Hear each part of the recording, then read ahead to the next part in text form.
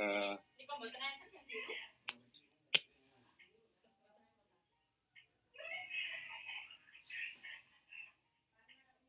kita lihat apa, kalau kita misalkan kembali awal gitu ya, kadang-kadang kan kita berpikir bagaimana supaya penelitian kita nanti lebih bermakna begitu ya, lebih bermakna.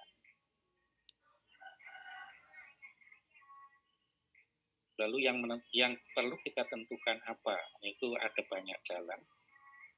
Jadi ada peneliti itu yang berpikir berangkat dari data yang ada. Jadi setelah membaca dari sekian tulisan orang lain, kemudian timbul ide gitu kan, yang paling banyak itu begitu. Tetapi kalau kita berpikir kemudian memutuskan apa, ide kan begitu banyak ya, bisa kita list, kita daftar semua. Ada yang menyarankan supaya hasil penelitian kita itu bermakna, maka kita perlu berpikir tentang adanya gap ya, kesenjangan antara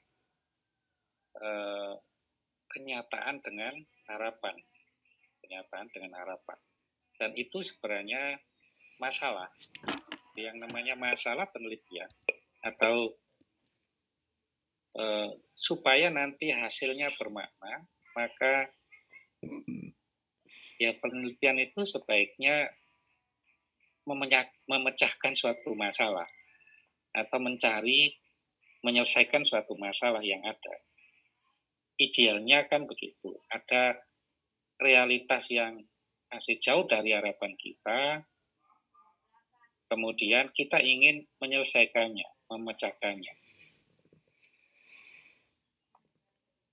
Itu adalah masalah. Jadi kita kalau membuat penelitian bisa berangkat dari masalah, maka ada kecenderungan hasilnya tentu nanti lebih bermakna ya, karena bisa menyelesaikan masalah yang ada. Jadi ibarat misalnya dulu saya setiap kali berkeringat sedikit saja sudah bau gitu ya. Nah saya kan waktu masih muda, ini sudah muda ya, berlari dikit saja sudah bau gitu. Ini kan masalah berarti. Mengapa? Karena saya ingin badan saya tidak bau. Ketiak saya tidak bau, gitu ya. Baju saya tidak bau. Jadi kenyataan yang ada, ya, badan saya bau. Nah, saya menginginkan supaya saya tidak bau lagi, gitu. Baik setelah berlari atau setelah berkeringat terutama ya, karena berkeringat itu tidak hanya kita ketika berlari ya, di kelas saja bisa berkeringat gitu ya, dan selalu bau gitu. Nah, pencarian terhadap penyelesaian fenomena atau keadaan yang tidak kita inginkan atau kenyataan yang ada ya, yang masih menjadi masalah itu, lalu kita mencari atau menentukan harapannya apa, lalu kita cari solusinya, itu sebenarnya kita melakukan penelitian. Nah, para peneliti ada yang beranggapan bahwa penelitian yang bagus itu berangkat dari itu, ya. Berangkat dari adanya kesenjangan antara kenyataan dengan harapan. Kita juga akan, katakanlah kita punya uang 100 juta ya, tabungan kita, wah kalau kita tidak, katakan ini, ada uang 100 juta, kalau kita tidak memiliki harapan 1 miliar, kita sudah sangat tenang, gitu ya. Berarti tidak ada masalah. Nah, kalau kita sudah punya uang 100 juta misalnya di tabungan kita, ternyata kita merasa itu masih kurang. Karena apa? Harapan kita 1 miliar supaya bisa beli sesuatu misalnya. Nah, sebenarnya kenyataan yang ada, memiliki uang 100 juta, itu juga bukan masalah yang sebenarnya. Ya, kan kita memiliki uang, ya kan? Beda kalau kita punya utang 100 juta, itu masalah beneran. Lalu harus melunasi, itu masalah yang sebenarnya. Nah, sebenarnya yang namanya masalah di dalam penelitian itu tidak selalu berangkat dari problem atau masalah yang sebenarnya tadi. Saya contohkan seperti orang yang memiliki utang 100 juta yang harus melunasinya, sehingga dia harus punya uang untuk menyediakan bisa melunasi itu gitu ya. Itu yang sebenarnya. Beda dengan yang tadi, ada orang yang memiliki uang 100 juta tetapi menginginkan uang 1 miliar. Tapi itu juga bisa menjadi masalah gitu ya. Menjadi masalah. Jadi masalah di dalam penelitian itu kan sebenarnya tidak selalu persoalan yang real gitu ya. Persoalan yang real. Masalah itu bisa dibuat di dalam penelitian itu. Itulah sebabnya ada yang mendefinisikan masalah itu sebagai kesenjangan antara kenyataan dan harapan. Nah, kalau kita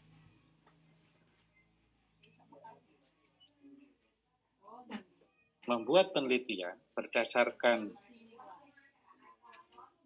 permasalahan yang real, ya tentu akan berguna dalam arti bisa menyelesaikan. Ya. Tetapi bukan berarti yang berangkat dari masalah yang sebenarnya tidak ada masalah lalu dibuat masalah tadi ya. Sama seperti dalam penelitian-penelitian tindakan kelas misalnya itu ya, action research itu, dalam classical action research itu katakanlah kita mengajar rata-rata mahasiswa sudah mendapatkan nilai dalam skala 4 misalnya nilai 3, tapi kita ingin mahasiswa kita mendapatkan nilai 3,5 rata-rata. Kan bisa kita buat. Itu juga bisa menjadi masalah. Ya. Dan bisa menjadi penelitian.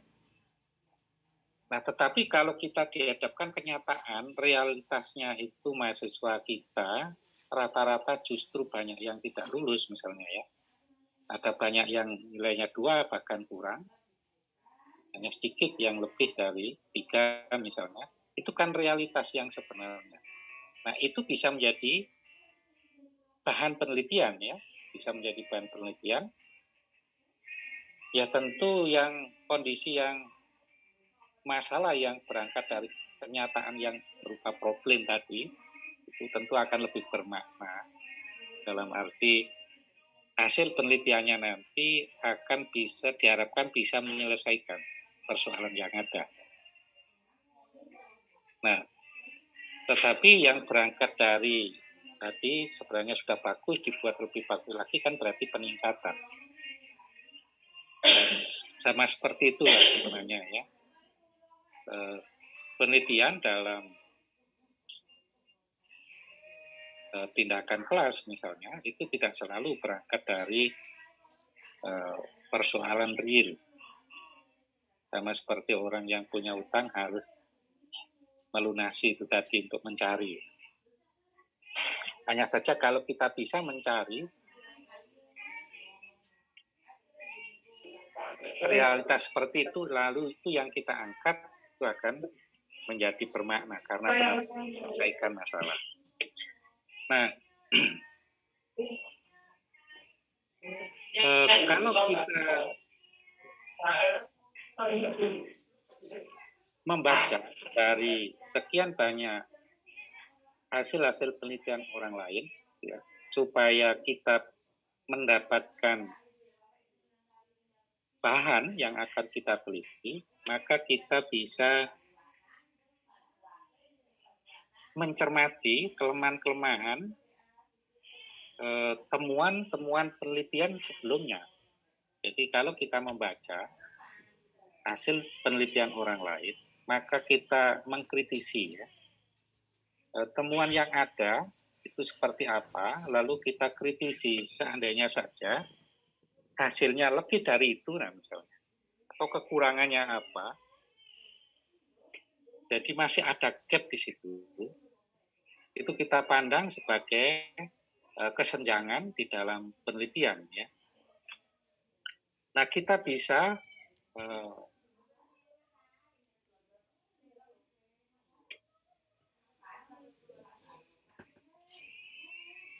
peroleh itu dari ya tentu mereview atau membaca literatur hasil-hasil penelitian.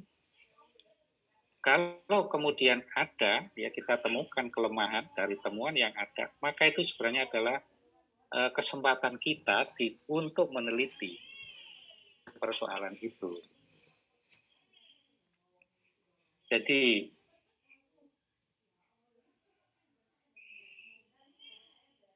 dari kajian terhadap literatur atau hasil-hasil penelitian, itu kan akhirnya kita mendapatkan pengetahuan. Kita anggap sebagai pengetahuan lama, karena memang sudah jadi, sudah dikerjakan orang, lalu kita berekspektasi untuk menemukan sesuatu yang baru. Gitu ya. Sesuatu yang baru. Nah, kesenjangan dalam penelitian itu bisa kita rinci, misalnya kita soroti, ya pada katakanlah bagaimana menarik kesimpulan yang digunakan oleh peneliti sebelumnya itu. Apakah hasil simpulan dalam penelitian yang sudah jadi itu benar-benar bisa mewakili ya secara representatif dari populasi yang diambil. Apakah semua, kalau katakanlah penelitian itu apakah penelitian populatif atau sampling, misalnya kalau sampling, apakah teknik penarikan samplingnya itu sudah tepat atau memenuhi, gitu ya. Itu bisa kita lihat, ya kita sebagai bahan reviewnya nanti akan kita temukan. Kalau ada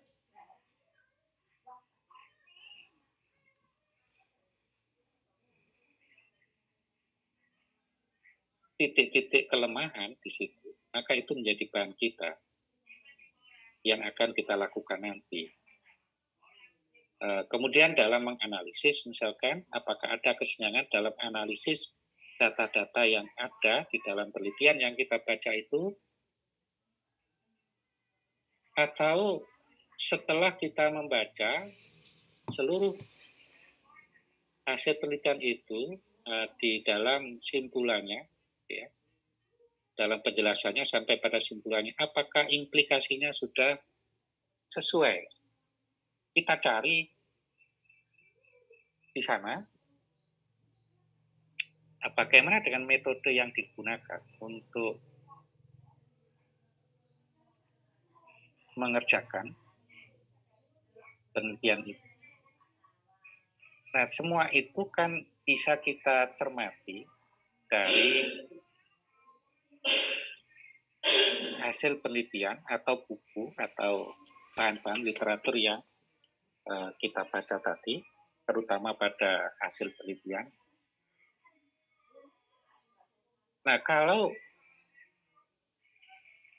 bisa kita cari kesenjangan di antara tulisan-tulisan tadi, itu menjadi bahan bagi kita untuk melangkah, untuk menemukan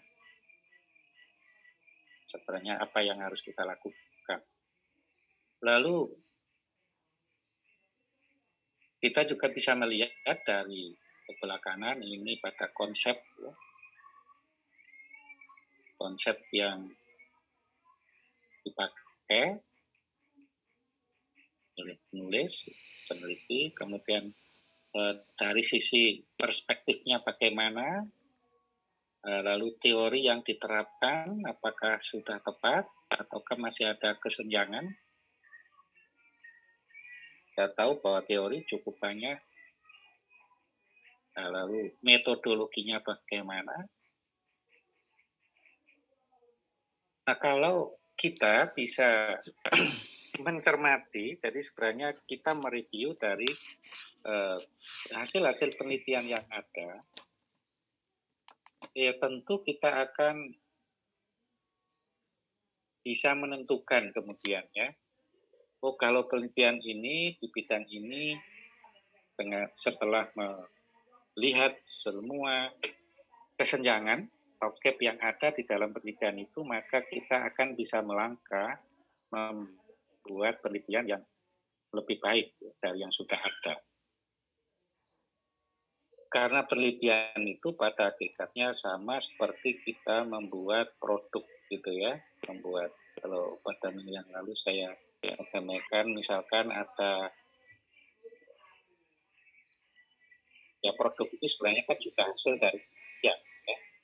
Jadi kalau kita ingin membuat lampu, tentu tidak lagi seperti yang dilakukan oleh Alva Edison ya, benar-benar berangkat dari mencoba-coba, trial and error gitu ya, waktu kita habis.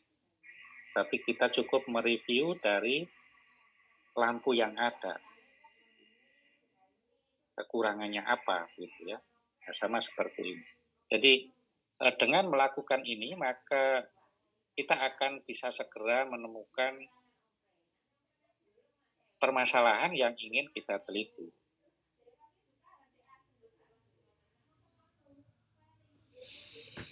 Kalau kita melihat secara keseluruhan sebenarnya untuk menyusun sebuah proposal, kemarin kita sebut sebagai sama seperti kita menerapkan berpikir deduktif ya, karena masih menganalisis, jadi mereview, menganalisis, kemudian kita akan menentukan apa yang akan kita lakukan, belum sampai pada mengambil data di lapangan. Nah, ketika kita menyusun proposal, tentu kita berpikir tentang pendahuluannya. Nah, apa saja pendahuluan yang harus kita pikirkan itu? Ya jelas di dalam pendahuluan selalu ada latar belakang, ya. Ada latar belakang. Intinya yang utama itu kan latar belakang, rumusan masalah, tujuan, sampai pada manfaat. Ya. Kalau kita ambil yang penting-pentingnya atau fokus ya, masalah itu menjadi fokusnya. Nah di situ bisa kita lihat apa yang menjadi research question-nya. Jadi apa, bagaimana, mengapa.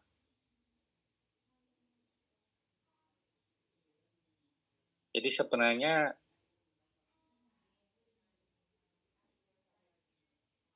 pendahuluan itu harus memunculkan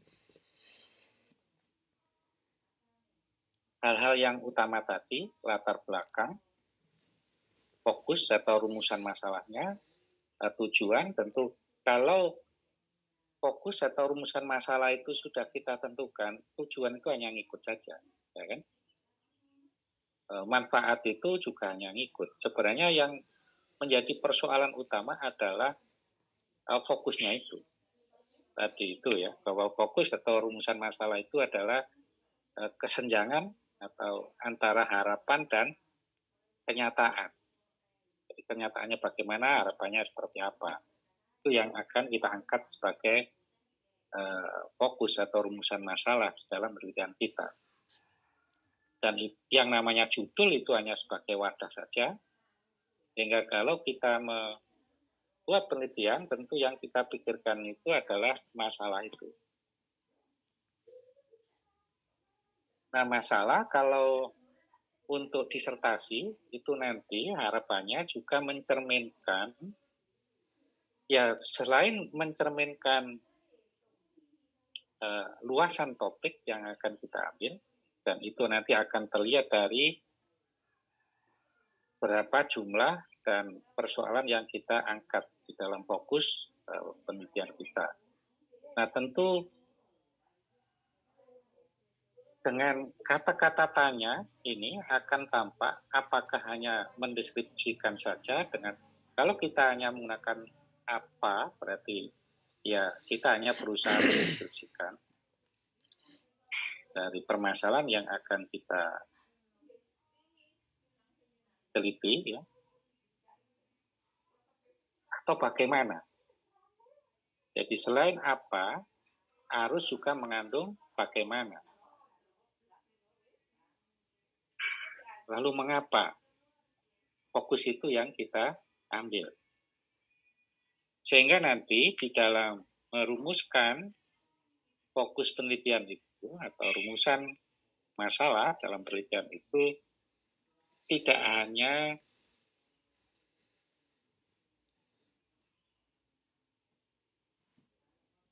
mencukupi atau deskriptif adekuasi, ya, atau kepadaan deskriptif, tetapi harus sampai pada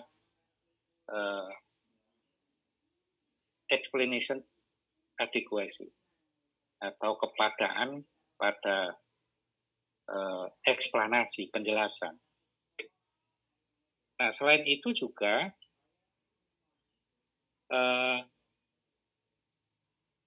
khususnya untuk penelitian disertasi diharapkan Bapak Ibu berpikir secara interdisipliner.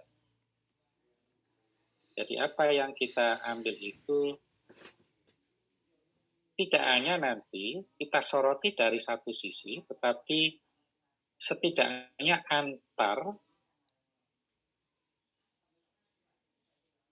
dua atau lebih disiplin. Dan itu harus tercermin di dalam fokus penelitian kita. Nah, tentu kalau kita rinci, bisa saja rumusan masalah yang pertama katakanlah belum tampak, gitu ya, mungkin pada kedua sudah tampak, atau mulai fokus pertama sudah tampak, karena memang menyorotinya tidak hanya dari satu sisi, jadi sudah melibatkan dua disiplin atau lebih. Jadi dari fokus penelitian ini sebenarnya sudah terlihat, gitu ya, apakah penelitian ini hanya bersifat deskriptif adekuasi ataukah sampai pada explanatory adekuasi. Nah, idealnya penelitian disertasi itu sampai pada eksplanasi, tidak hanya pada deskripsi. Nah, idealnya lagi tidak hanya satu disiplin, tetapi sudah mencerminkan interdisiplin. Ada semacam arahan sebenarnya dalam prodi kita ini, kalau bisa itu dikaitkan dengan pembelajaran. Jadi katakanlah kalau teman-teman ada yang ngambil kebahasaan gitu, ya setidak-tidaknya nanti hasilnya itu kontribusinya apa terhadap pembelajaran. Itu ada yang ya semacam ini. Karena apa? Karena prodi kita adalah prodi pendidikan. Gitu. Meskipun itu tidak mutlak, gitu ya. Jadi tidak perlu khawatir teman-teman, saya ini benar-benar yang akan saya angkat ini murni, gitu ya. Tidak saya kaitkan dengan ini. Ya kalau misalkan tidak dikaitkan dengan pendidikan atau pembelajaran, sebaiknya tadi harus tetap interdisipliner. Nah, jadi interdisipliner itu sudah tampak dari fokus penelitian ini.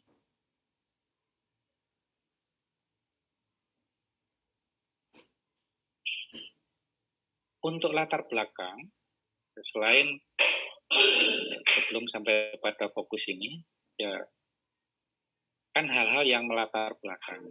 Mengapa fokus penelitian itu yang diangkat? Itu yang perlu kita uraikan. Yang perlu kita uraikan. Nah, meskipun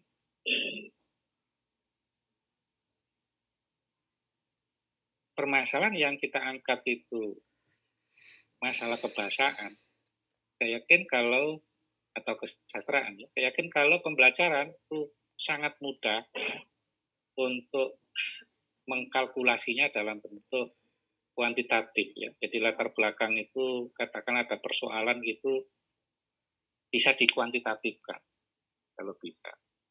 Itu akan lebih konkret, lebih tampak, lebih jelas kalau memungkinkan, ya.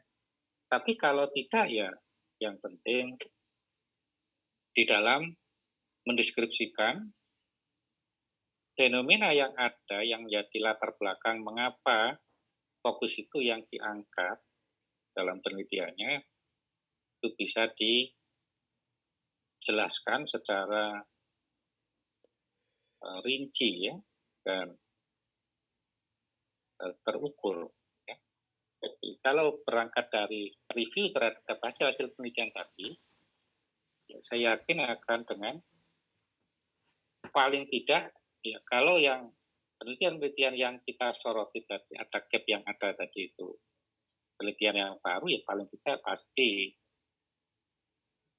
fokus penelitian kita nanti akan baru, gitu ya. Nah, setelah itu kita perlu mereview literatur. Nah, literatur di sini bisa berkaitan dengan topik, ya. Topik yang kita angkat tadi dalam fokus penelitian kita. Jadi mengapa topik itu yang diangkat, itu kita dahului tadi dari review terhadap gap-gap yang ada tadi. Literatur itu yang berkaitan dengan topik inilah yang nanti akan menjadi landasan bagi kita, landasan teori yang kita gunakan. Nah, kalau dalam fokus penelitian kita tadi itu sudah interdisipliner, maka harus juga teori yang digunakan yang berkaitan dengan topik itu juga harus dua-duanya ada. Jadi kalau melibatkan dua disiplin, maka harus dua-duanya ada. Nah, sampai sekarang, pada waktu ujian proposal itu sering masih kami temui begitu, ya. Sebenarnya dari rumusan masalahnya sudah menggambarkan interdisipliner. Ternyata teorinya itu hanya satu, begitu. Atau sebaliknya, ya, bisa jadi dalam fokus penelitian ada dalam rumusan masalahnya itu sebenarnya masih belum menggambarkan interdisipliner, tetapi di dalam review literaturnya yang nanti akan ditaruh di dalam kerangka teoritisnya itu ada, gitu ya. Jadi kan berarti tidak sinkron atau tidak nyambung, ya, antara apa yang dirumuskan dalam fokus penelitian itu dengan teori yang ada di dalam bab 2, ya, berupa kajian teorinya. Nah, di sini literatur itu berkaitan dengan topik, ya, berkaitan dengan metode. Jadi metode itu perlu juga mengkaji, ya, dari sisi literaturnya. Karena metode itu menentukan sebagai langkah untuk menganalisis sehingga menghasilkan temuan seperti yang kita harapkan. Kalau metodenya kurang tepat, ya tentu akan menghasilkan kesimpulan yang kurang tepat juga ya.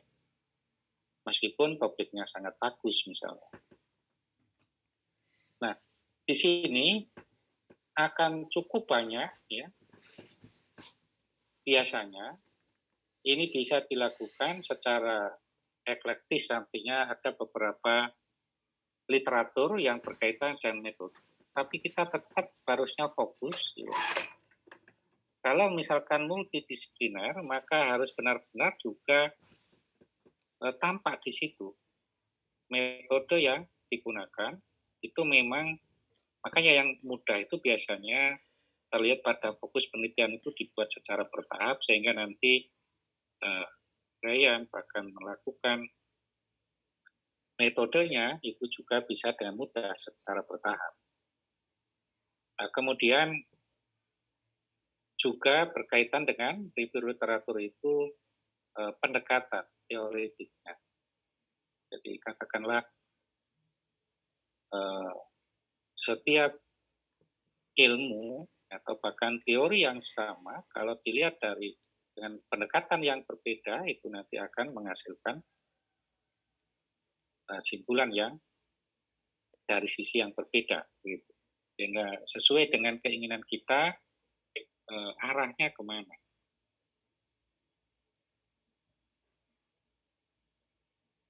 Kemudian kita,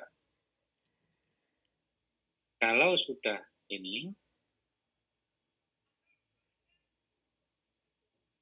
kita mereview secara keseluruhan itu, maka kita akan menemukan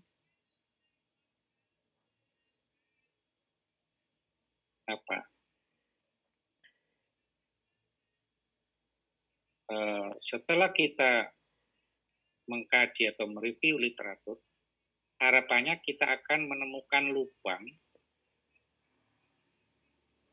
yang belum dikerjakan oleh peneliti sebelumnya. Jadi, katakanlah topiknya sama, bisa jadi mungkin objeknya sama, tetapi ada sesuatu yang belum, ada lubang yang belum dikerjakan oleh peneliti sebelumnya. Karena kalau tidak ditemukan itu, maka nanti bisa jadi hasilnya akan sama dengan penelitian sebelumnya. Bahkan kalau perlu kita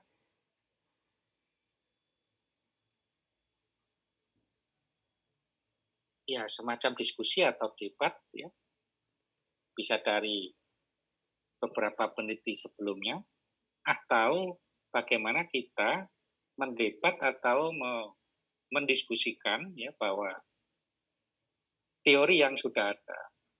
Jadi kita tahu bahwa semua teori itu sebenarnya kan berangkat dari hasil penelitian, gitu ya. Jadi hasil penelitian itu kan menjadi pendapat dari peneliti itu. Pendapat itu diikuti banyak orang itu jadi teori. Jadi teori itu tidak lain adalah pendapat. Nah sekarang teori itu punya kelemahan. Kelemahan-kelemahan di mana itu yang perlu kita perdebatkan. Nah kemudian dalam metodologi itu, jadi kalau pada review literatur itu mengapa dan bagaimana, itu kalau di metodologinya itu bagaimana, desain penelitian itu, riset desainnya, bagaimana prosedurnya, jadi kalau desain itu rancangan, lalu langkah demi langkahnya itu adalah prosedurnya. Ini sangat berkaitan dengan teori yang digunakan. Karena apa? Setiap teori itu sebenarnya oleh para pencetusnya itu sudah juga dikemukakan ya. Sudah ada langkah. Nah, apakah kita ingin sama seperti yang ada di dalam teori itu atau justru melakukan pembaruan? Nah, bagaimana cara kita memperoleh data bagaimana prosedur pengumpulan datanya. Jadi itu adalah pertanyaan-pertanyaan yang harusnya ada di dalam bagian metodologi. Lalu kalau sudah terkumpul, maka bagaimana cara kita menyeleksi dan bagaimana akses kita terhadap data-data yang kita butuhkan itu. Kalau melakukan seleksi itu, kan ibaratnya seorang wartawan gitu ya. Kalau wartawan ingin benar-benar, kan wartawan itu mestinya kalau ingin mulai sebuah berita itu ada informasi ya. Informasi itu kita anggap sebagai semua hal yang berkaitan dengan berita itu kita sebut sebagai informasi. Nah, informasi itu ada yang hanya cerita saja, baik dari orang yang belum melihat atau melihat secara langsung. Nah, kalau informasi itu ada di lapangan, bisa diperoleh dari orang atau narasumber yang melihat langsung dari kejadian atau peristiwa berita itu, ya. Itu namanya fakta. Nah, dalam penelitian juga seharusnya ya pada tahap awal kita mereview berbagai penelitian orang, kemudian mencoba survei di lapangan atau mencari data awal, itu yang kita peroleh itu kan informasi ya, jadi masih bersifat global. Nah, supaya data itu benar-benar valid, maka haruslah berupa fakta. Tidak semua fakta yang ada itu sering gayut atau relevan dengan topik kita. Nah, fakta-fakta yang ada, yang relevan dengan kita, itulah yang kita pilih ya, dan kita nyatakan sebagai evidensi. Jadi evidensi itu sebenarnya ya sama dengan informasi atau fakta, tetapi yang relevan, yang akurat, yang sesuai dengan fokus yang akan kita ambil. Nah, tentu ini kadang-kadang perjalanan ini tidak mudah kalau kita tidak merancangnya sejak awal ya. Kadang-kadang ada peneliti yang ingin cepat-cepat ya, tidak merancangnya, yang penting segera mengumpulkan datanya begitu ya. Ternyata setelah dikumpulkan semuanya tidak diperlukan, bisa jadi begitu. Jadi kalau sejak awal sudah metodologinya ini matang gitu ya, maka ke lapangan mencari, mengumpulkan data, tidak hanya, berarti kan data itu secara keseluruhan, informasi itu kita sebut sebagai data ya, bersifat global, tapi fakta berarti data-data yang memang secara faktual ada di lapangan. Nanti semua data itu tidak kita pakai semua, tidak kita analisis semua, tetapi kita seleksi mana data-data yang relevan dengan yang paling bagus ya, yang kita ulas, yang relevan dengan fokus penelitian kita. Itulah evidensi. Jadi seleksi di sini mulai dari data yang umum sampai pada fakta sampai evidensi. Nah, kemudian di situ juga ada human subject review, kemudian bagaimana kita membuat ethics statement, pernyataan etika perlu kita sampaikan juga. Kalau memang butuh dana ya, dan pembiayaan, ya perlu juga disampaikan. Apalagi kalau penelitian itu untuk meraih dana, yang malah sangat penting. Tapi kalau penelitian disertasi ya tetap juga ya disampaikan, ya meskipun tidak harus detail seperti kita membuat proposal untuk meraih penelitian dari diksi. Jadi Ini adalah hal-hal yang perlu kita cermati ketika kita menulis bagian metodologi. Jadi metodologi ini menjadi sangat penting sebelum kita mengambil data di lapangan. Baik data lapangan itu kan bisa berupa data literer, ya. Kalau data literer sih enak ya, data literatur, buku atau teks atau apa misalnya kan tidak membutuhkan banyak biaya itu ya. Tetapi kalau ke lapangan ini belum apa-apa langsung mengumpulkan data, nanti tidak terpakai semua sehingga harus berulang-ulang. Tapi kalau metodenya kita matangkan, maka kita ke lapangan untuk mengambil data itu akan ya selektif dan mengena gitu ya. Data yang kita temukan itu sesuai dengan kebutuhan kita. Kemudian preliminary data ini tadi, jadi kalau sudah kita temukan tadi, kita seleksi itu menjadi evidence ya. Apakah data-data itu penting ya, yang gayut, yang berkaitan dengan fokus penelitian kita, dan yang berkaitan juga dengan metodologi yang kita pilih. Jadi di dalam menjelaskan atau mendeskripsikan ini harus sesuai dan lengkap ya.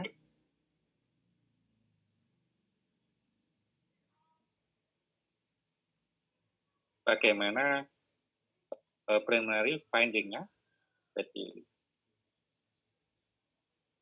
kita perlu menyampaikan ya secara awal garis besar bagaimana menemukannya. Lalu bisa jadi di situ dari berbagai data yang ada perlu kita ulas ya.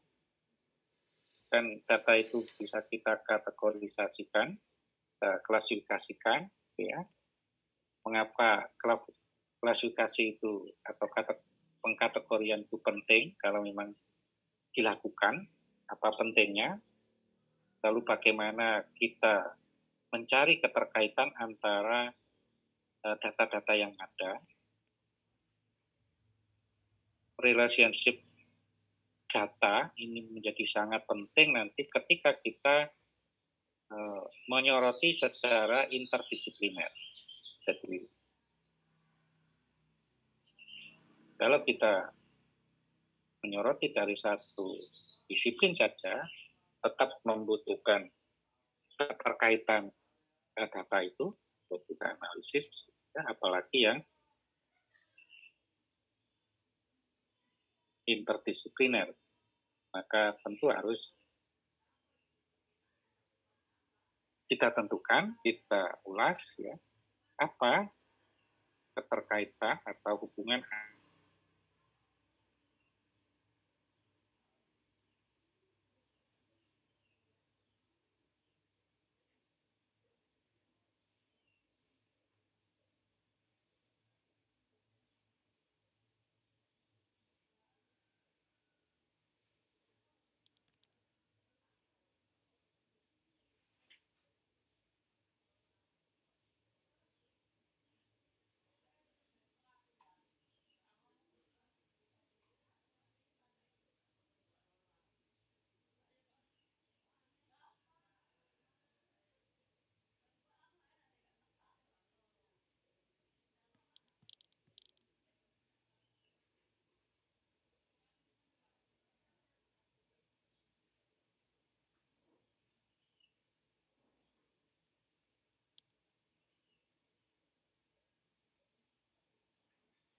Mohon maaf, apakah Pak Mulyono terlempar keluar?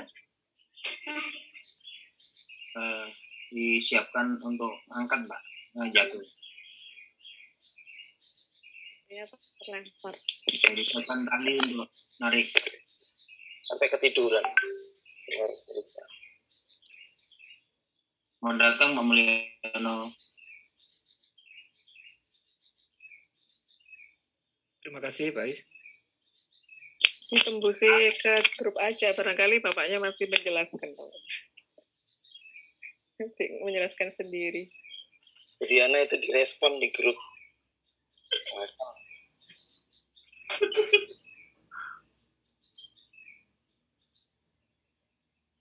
Nah, di sini lampu padam. Halo, suara sudah bisa didengar suara saya? Bisa, Pak. Ya.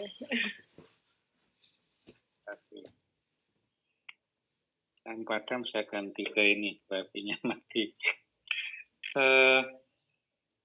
Ya, kemudian sampai pada konklusi meskipun dalam proposal kan tidak ada konklusi ya, seperti hasil penelitian, tetapi kita sudah bisa merancang ya, berekspektasi ya, dan merancang nanti kontribusinya apa ya. Jadi itu sebagai kesimpulan dari proposal gitu ya. Hasil penelitian kita ini bagaimana, apa kontribusinya, bisa apa, bagaimana, dan mengapa ya. Mengapa di sini, mengapa fokus itu penting untuk kita angkat sebagai penelitian. Nah, kalau kita ini diskusi kita masih sangat umum ya. Jadi bisa ditarik untuk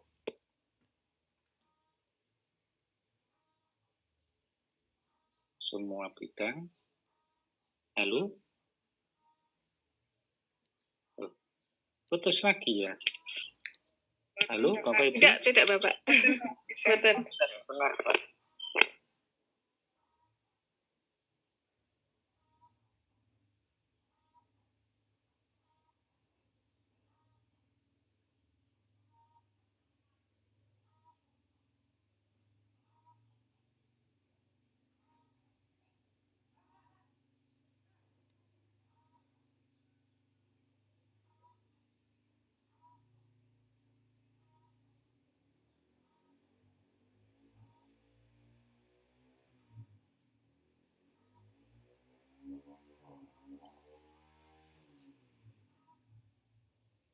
Baik, kalau tadi masih bisa kita tarik untuk semua bidang ya. Nah, bagaimana kalau kita fokus ke bidang kebahasaan misalnya linguistik begitu.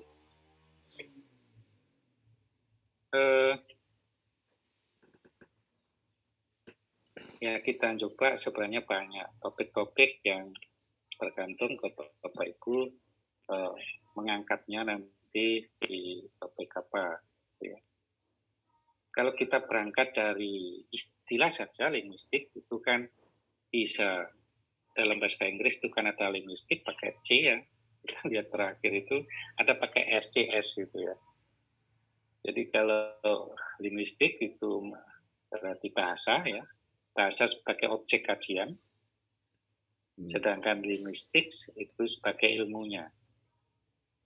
Nah, di dalam penelitian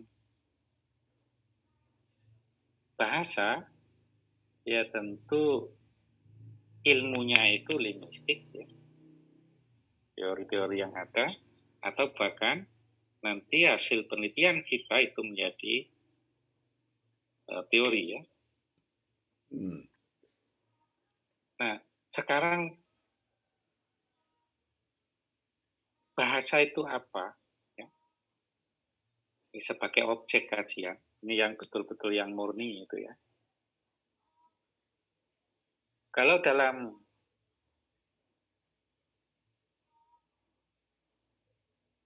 ilmu tadi sebagai ilmu, linguistik sebagai ilmu itu kan diklasifikasikan bisa dilihat secara mikro dan makro gitu ya. Sehingga nanti juga kita akan masuk kemana? Penelitian kita itu masuk ke mikro atau makro?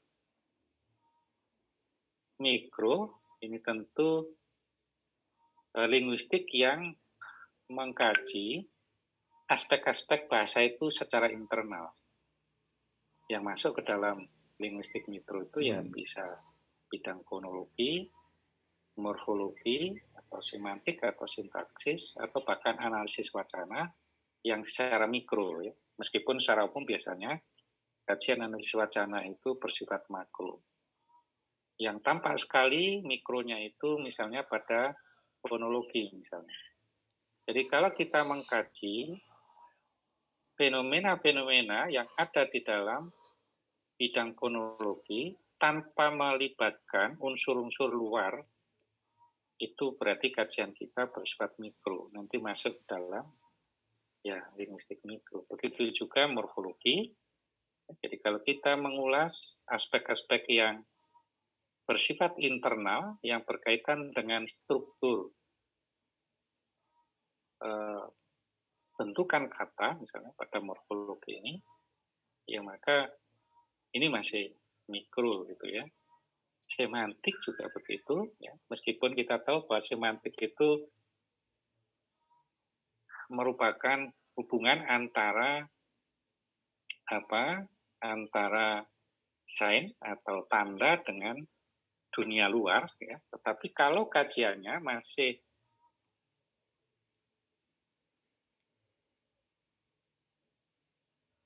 apa yang ada, makna di balik bahasa verbal itu masih mikro. Jadi semantik gitu. Kalau kita analisis kita atau kajian kita secara mikro berarti kita tidak akan mengaitkan dengan bidang lain. Sintaksis juga sangat jelas ya. Jadi kalau kita mengkaji struktur frasa, klausa atau kalimat, dilihat dari struktur internalnya, ya maka kajian kita bersifat linguistik mikro ya, so mikro juga. Nah, saya tidak tahu untuk teman-teman, Bapak Ibu yang mengambil kebahasaan, ini nanti apakah di mikro atau makro ya. Karena yang saya lihat kan masih hanya fokus saja gitu. Belum tampak. Tapi kalau kita lihat dari judul saja, nanti akan tampak apakah linguistik mikro atau makro. Nah, kalau linguistik makro, ya tentu kajian linguistik atau secara linguistik, tetapi dikaitkan dengan aspek-aspek eksternal kebahasaan. Nah, di sini juga sudah berkembang cukup banyak, misalkan psikolinguistik, gitu, sosiolinguistik. Jadi kita tahu sebenarnya psikolinguistik itu juga perpaduan antara dua ilmu gitu ya, yaitu linguistik dengan psikologi. Sehingga di sini nanti tentu kalau kita ngambil proposal kita atau penelitian kita itu di bidang psikolinguistik, berarti otomatis itu merupakan kita bergerak di penelitian linguistik makro. Nah, teorinya tadi ya, mulai dari teorinya, metodenya, pendekatan dan seterusnya tentu harus mengaitkan antara linguistik dengan psikologi di sini. Sosiolinguistik itu juga sama. Jadi dari dua bidang, ya, untuk melihat aspek-aspek bahasa kaitannya dengan sosial. Semiotika, ya. Jadi kalau semantik itu kajiannya itu melihat makna di balik bahasa verbal, tetapi kalau kita ingin meneliti, ternyata data kita itu tidak hanya melibatkan data verbal, ada yang non-verbal, ya maka sebaiknya kita dekati secara semiotika. Katakanlah, meskipun tidak ini ya, katakanlah kalau kita ingin meneliti iklan misalnya. Iklan kalau kita fokus pada bahasa verbal yang digunakan di dalam iklan itu ya semantik bisa. Tetapi kalau kita ingin melihat iklan itu secara utuh, ya, ternyata di dalam iklan itu selain ada bahasa verbal juga ada tanda-tanda, ya.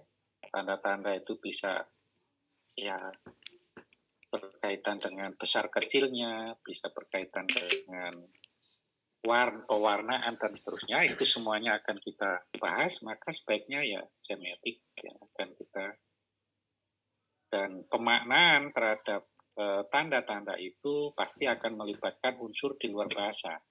Oleh karena itu dia masuk dalam lingkup makro.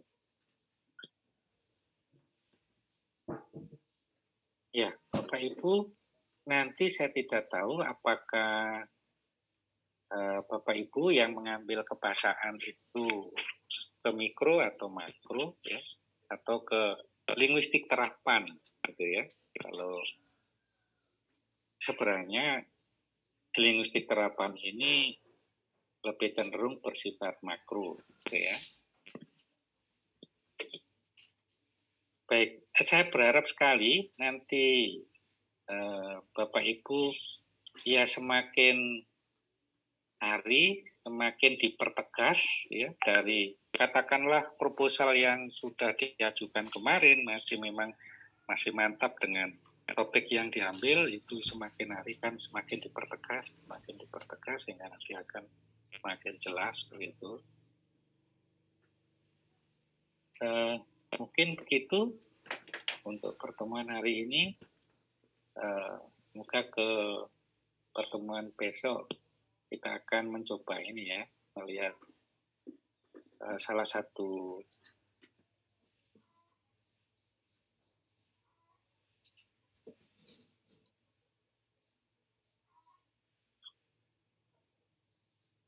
bidang kebahasaan,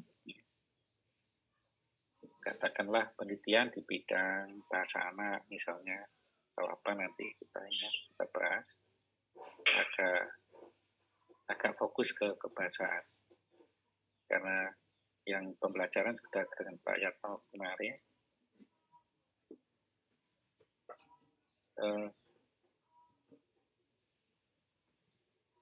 Sekali lagi teman-teman, kita wujudkan ya, membuat webinar ya.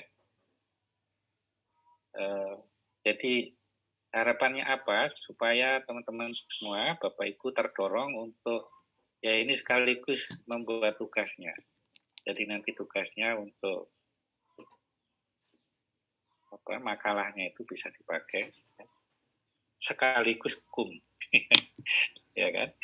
Juga sekaligus kita berlatih mengadakan sebuah kegiatan. Jadi banyak manfaat yang bisa kita lakukan dan dengan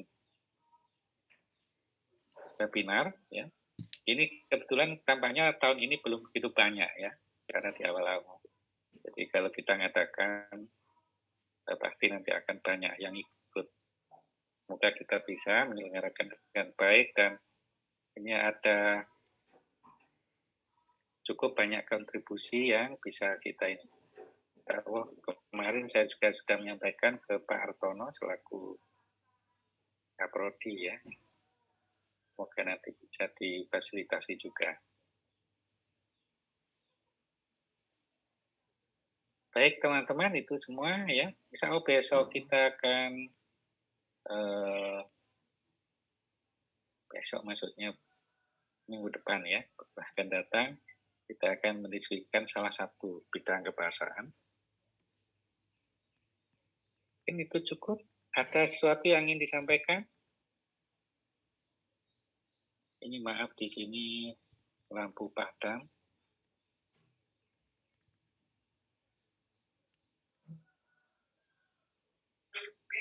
Mohon izin bertanya, Pak. Ya, silakan, Bu Diana. Mengkonfirmasi ulang terkait dengan minggu depan, untuk yang menyampaikan itu apakah berkaitan dengan latar belakang atau teori atau metodenya, Bapak? Terima kasih. Ya, saya sebenarnya berharap sekali bisa melihat dari Bapak Ibu gitu ya yang tampil yang di bidang bahasa ini ya, yang fokus bahasa. Bisakah kita tampilkan mulai minggu depan begitu? Mungkin 2. Itu kan ada 5 ya. Kalau satu-satu nanti waktunya tidak cukup. Ya Pak, ada 5 mahasiswa. Nah, bagaimana kalau minggu depan itu ada 2 yang menampilkan apa yang sudah diambil dari proposal yang sudah diambil? Silakan bisa teorinya atau metodologinya atau latar belakangnya, silakan, supaya bisa juga dapat masukan dari teman-teman yang lain ya. Nah, kita ini kan kalau ingin bersih harus sering dipoles ya. Pipi kita ini kelihatan halus semua ya, karena sering dipoles kan. Bapak-bapak biasanya jarang ngoles ya. Yang sering moles jarang dipoles, jadi pipinya lebih halus. Kalau kita di papan itu kita gosok kan halus, ganti lagi jadi bersih. Jadi ya harapan kita kalau nanti ada teman-teman yang tampil, Bapak Ibu yang lain itu bisa memoles gitu. Jadi masukan-masukan itu kan kita anggap sebagai polesan. Dengan nanti dari waktu ke waktu proposal yang sudah Bapak Ibu tulis itu akan semakin halus gitu. Itu ya, Bu ya. Siap ya. Untuk minggu depan, Bu Diana kebahasaan ya? Nggih, Bapak, saya kebahasaan. Baik, ini coba saya lihat dulu.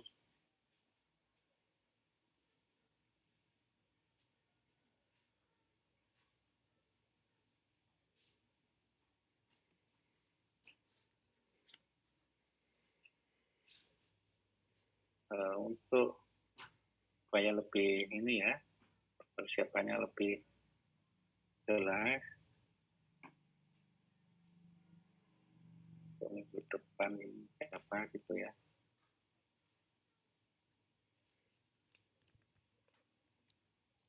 Saya kemarin sudah menyimpan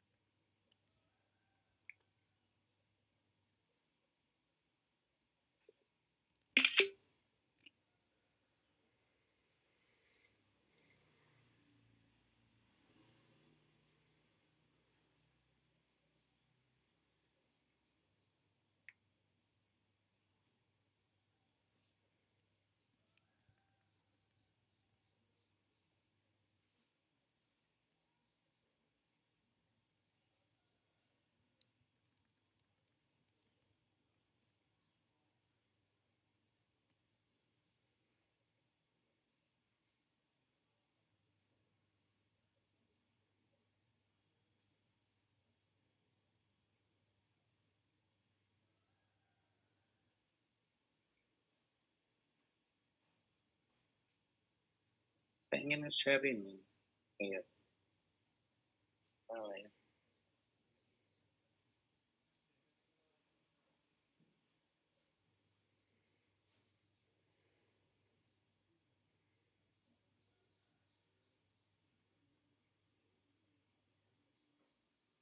Ini ya Bapak Ibu, jadi yang ambil kebahasaan ini Bapak Muhammad Hairul, Pak Abdul Qolik, Pak ini Pak Renov, dan Ibu Diana. Nah, untuk minggu depan siapa yang mau presentasi?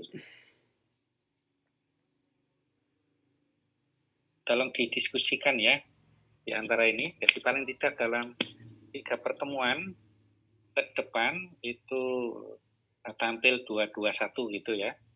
Di minggu depan ada 2, nanti sekaligus kita ini kalau bisa di share sehari sebelumnya gitu ya di grup supaya mendapatkan masukan dari teman-teman yang lain. Jadi monggo urutannya siapa dulu, mungkin minggu depan kemudian atau Rai atau siapa ya, monggo diatur. Baik, Bapak Ibu, untuk pertemuan hari ini kita akhiri dulu ya, waktunya habis. Terima kasih banyak atas perhatian dan kehadiran pertemuan hari ini. Selamat pagi. Assalamualaikum warahmatullahi wabarakatuh. Waalaikumsalam warahmatullahi wabarakatuh. Terima kasih Pak Mul. Terima kasih, Bapak.